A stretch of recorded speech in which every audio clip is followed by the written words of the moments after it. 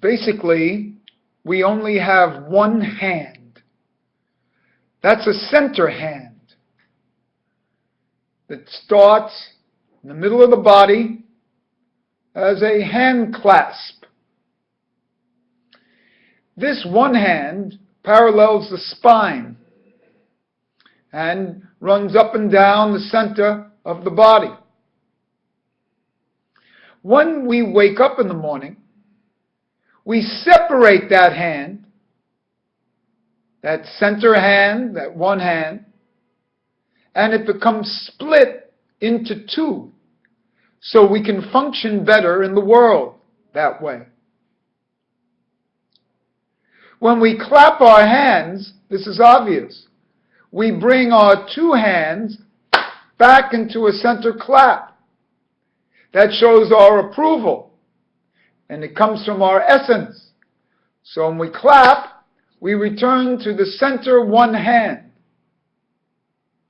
Part of the work in life, when we don't know this, is to bring the two split hands back into a center hand. And that is the approval of the clap. That center hand, when split, splits into the two hands that function in daily life. If these two hands are really represented in the center hand as a one hand, as a third hand, then why are we playing tennis only with a right hand? We're actually proceeding with half a deck. The one-hand tennis is no better than the sound of one hand clapping, which is no sound. We need a two-ness, a parallel, to make a clap. It's a cultural fetish not to use the left hand. This has been brought down by many philosophers, starting with Plato. The man should use two hands, not one. In tennis, the right hand has been the dominant hand for all these years. In the past 25 years, the left hand has been added as the two-handed backhand.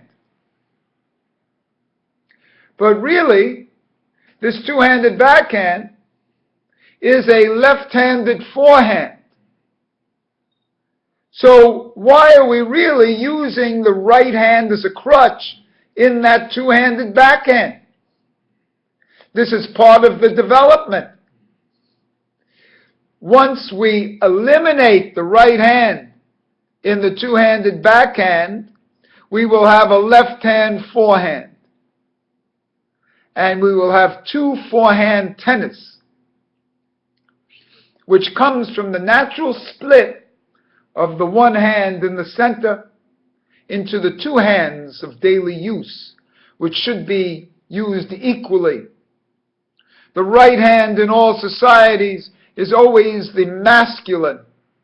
It's the left hand that's been kept out of society as a evil second. It's up to us to bring the second hand into consciousness and into society as an equal partner with the right hand. The feminine, the left side, the left hand, should be an equal partner to the right hand, an equal dominance. This is great in tennis because once this occurs, we can always face our opponent like I'm facing you. We don't have to turn to the side. On either side, we can stand facing the opponent. And side shuffle like basketball, and always keep our presence to the net in a parallelism. This is the tennis of the future. Third hand tennis, split into two forehands.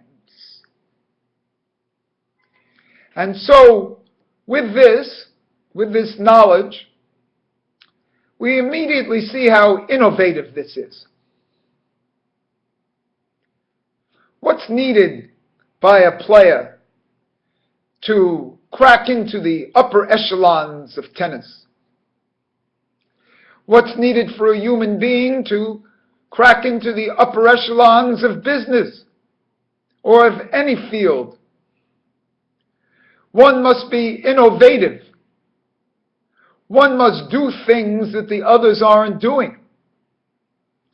Otherwise, you have to be exactly competitive of people who are champions, mirror clones of champions. How can I, as a 13-second 100-yard dash person, compete against a Nadal who's a 10-second 100-yard dash person? I must use innovation in the areas where I can. With this parallel footwork, due to forehand tennis, I require fewer steps on the court, therefore reducing my time between shots. I'm not turned around back sideways to the net. So my recovery time is quicker, and I can make up by innovation and new types of techniques where the more formative and normative techniques are still lagging behind. This is so important, especially in places where people can't put in the great court time hours. In cities like New York, or any place that they have indoor courts, court time becomes a monumental expense. I tell people to practice against a wall, to hit 1,000,000 balls, and then worry about how good they are. These are the things that are needed in today's game. Innovation, to be able to compete on the world stage. That's why my goal is to find a country, a tennis third world country. Maybe America could even fit in for that. A tennis third world country where the development is lagging, that needs new techniques and technologies to compete in the world stage. The individual who doesn't think he's going to be 6'4", or able to be a gymnast on the court like Djokovic, or have the amazing attributes of a Federer. How is someone going to compete against that? And that's what takes thought power and innovation. And for me, that's what the two forehand tennis represents. No backhand. I know I'm asking a lot. I'm asking people to risk their careers. And that's where one has to be strong as a lion. Because I am sure of this. Sure that if one starts with this, his brain will change. He will be innovative. It will be a great testing and proving ground and a percolator for his later life. Even if a person doesn't make it to the top, he will think differently. He will perceive his body differently. He will be whole-bodied, not deficient. How many times I go up to people and I say to them, well, why don't we just try a shot with the left hand? They say, oh, I can't do anything with my left hand. I must have had polio as a kid or something. I can't do anything with my left hand. Isn't that a shame? For a grown 40-year-old man to say, oh, I can't do anything with my left hand?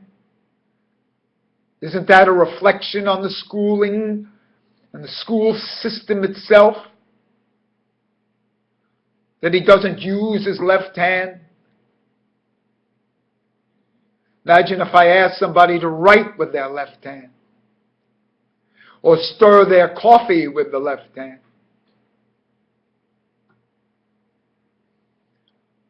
It's so foolish when one thinks about it, that one doesn't use their left hand. That I'm here as a polemic in favor of an ambidexterity that's inherent in the human physiology and psychology, and that I have to make a case in the society for 2 forehand tennis. I have to prove myself against an establishment using a backhand as a reference point of normalcy and excellence. It's a laugher. It's foolish when you think of it that way, and that's why I've done this short video. So you understand that holding on to lost forms, old forms, ancient technologies, it's like taking a steamship rather than an airplane.